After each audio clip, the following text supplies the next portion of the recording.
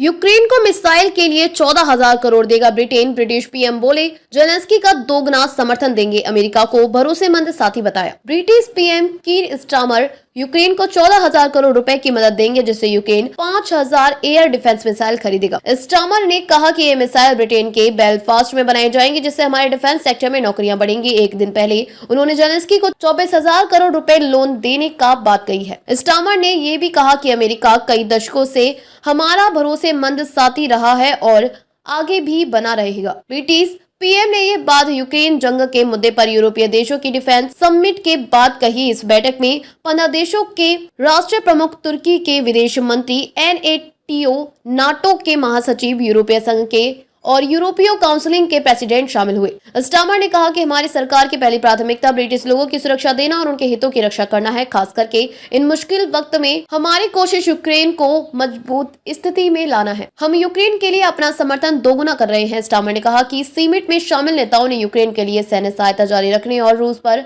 आर्थिक दबाव बनाने पर सहमति जाहिर की है। किसी भी शांति वार्ता में यूक्रेन को शामिल किया जाना चाहिए। स्टारमर का कहना है कि समझौते में रूस को भी शामिल करना जरूरी होगा, लेकिन रूस ने इससे पहले कई बार समझौता का उल्लंघन किया है। ऐसे में यह तय करना होगा कि यूक्रेन को दी जाने वाली गारंटी पर कोई असर नहीं पड़ना चाहिए। आगे के संघर्ष से बचने के लिए गारंटी की जरूरत है। इस बैठक से पहले स्टारमर ने कहा था कि ब्रिटेन, फ्रांस और यूक्रेन मिलकर यूक्रेन जंग को रोकने के प्लान पर काम करने के लिए राजी हुए हैं। ये प्लान अमेरिका के सामने रखा जाएगा। उन्होंने कहा कि ये प्लान तभी काम करेगा जब अमेरिका अपनी सुरक्षा गारंटी पर टिका रहेगा। यूरोपीय कमीशन के अध्यक्ष ने कहा कि हमें यूरोप को तत्काल हथियार बंद करना होगा, हमें डिफेंस निवेश बढ़ाना होगा। यह यूरोपीय यूनियन की सुरक्षा के लिए जरूरी है। हमें फिलहाल सबसे खराब हालात के लिए तैयार रहना चाहिए। इसे लेकर 6 मार्च को यूरोपीय परिषद में एक प्रस्ताव पेश किया जाएगा। नाटो के महासचिव ने कहा कि यूरोपीय देश सुरक्षा के लिए खर्च और यूक्रेन को सपोर्ट बनाने के लिए कदम उठाएंगे। अभी तक कोई शांति समझौता नहीं हुआ है, लेकिन हमें इसके लिए तैयार रहना होगा और यह तय करना होगा कि यूरोपीय देश सुरक्षा गारंटी के साथ मदद करने के लिए तैयार है।